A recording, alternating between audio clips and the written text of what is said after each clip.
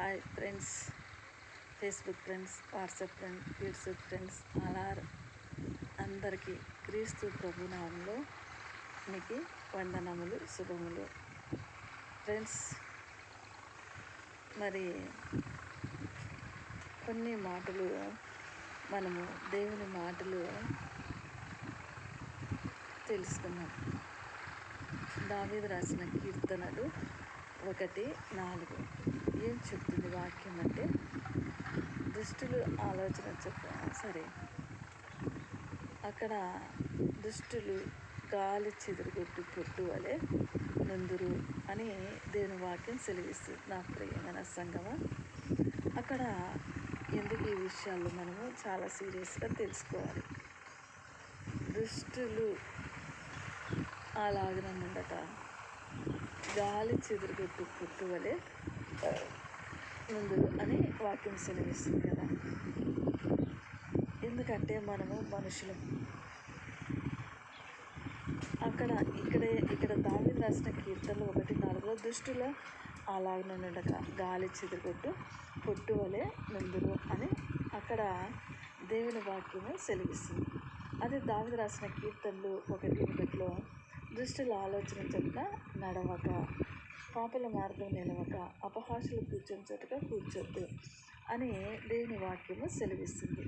నా ప్రియమైన సంగమా, ఎందుకు ఈ విషయాలు చెప్తున్నామనంటే, మనుషులు భర్త నుంచి మరి ఆదామవ నుంచే పాపంతో జన్మించినప్పటికీ మనం మనుషులు అంటే మంచి ఏంటి, చెడు ఏంటి, మనము ఏం చేస్తున్నాం, ఏం తింటున్నాం, ఎలా ఉంటున్నాం, ఎలా ఆలోచిస్తున్నాం, మనం ఏం పని చేస్తున్నాం, ఎలా వెళ్తున్నాం, అన్ని విషయాల్లో మనకి దేవుడు చాలా జీవరాశులు ఉన్నప్పటికీ అన్ని జీవరాశుల కంటే మానవునికి జ్ఞానం అన్నీ కూడా ఇచ్చాడు. విచక్షణ జ్ఞానం ఇచ్చాడు. అంటే మనం ఇప్పుడేం తింటున్నాము అని దానిపైన జ్ఞానం కలిగి తింటాం. తాగేది కానీ, తినేది కానీ, లేదా మనం ఏం మాట్లాడుతున్నాము అనే విషయాన్ని ఆలోచించి మాట్లాడతాం. మనం ఏం పని చేస్తున్నామో అనే, మంచి చేస్తున్నామా, చెడు చేస్తున్నామా అని ఆలోచన చేసుకునే జ్ఞానము నీకు, నాకు, మనుషులకి ఇచ్చాడు దేవుడు. ఎందుకు ఈ విషయాలు చెప్తున్నానంటే, మనిషిని అదే దుష్టులు అలాగనుండక గాలి చెదురుగొట్టు పొట్టు వలె నుందురంటే అది చాలా డేంజర్ ప్లేస్.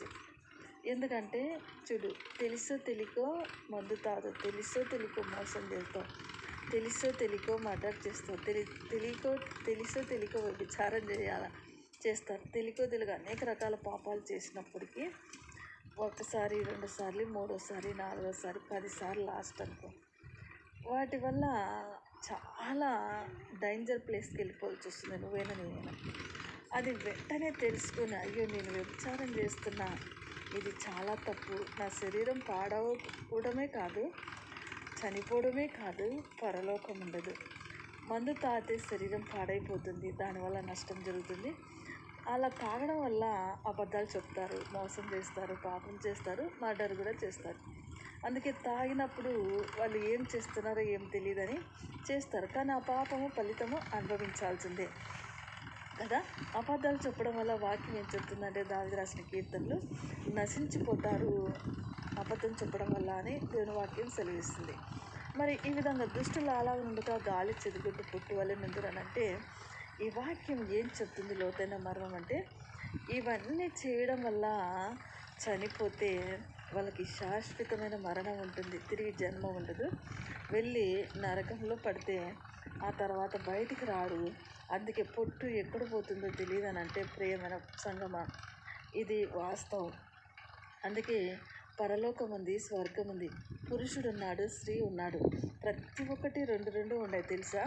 ఇది కుక్కలైనా, మనుషులైనా, పశువులైనా, ఆకాశం ఉంది, భూమి ఉంది, సముద్రం ఉంది, ఏరుంది, బావుంది, చెరువు ఉంది, స్త్రీ ఉన్నాడు, పురుషుడు ఉన్నాడు.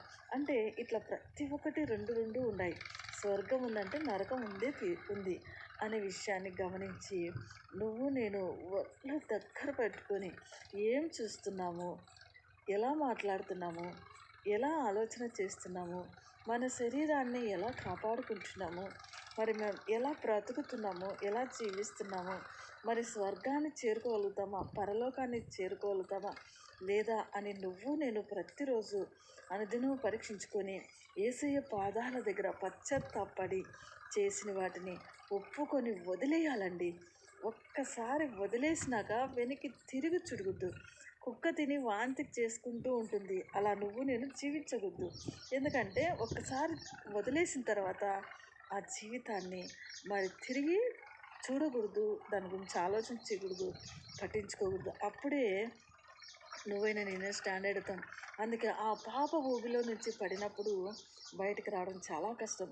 కానీ యేసయ్య పాదాల దగ్గర వచ్చి ఉన్నప్పుడు మాత్రమే సాధ్యమవుతుంది, లేకుంటే చాలా కష్టం, చాలా కష్టం.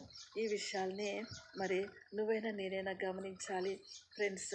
మరి ఈ వాక్యం వింటున్న మీ అందరికీ ఛార్జింగ్ అయిపోయిన దీంట్లో వింటున్న మీ అందరికీ కృతజ్ఞతలు చెల్లించుకుంటూ thank you watching for this video to all and God bless you. Bye. Once again we will meet in the name of the Jesus. Bye. Me Saraswati Daiva Krupa Sabita Gospel Ministry in Kanampalli, Garladina village, Garladina Mandalamu, Anandapuram Jilla, Andhra Pradesh, India. Bye.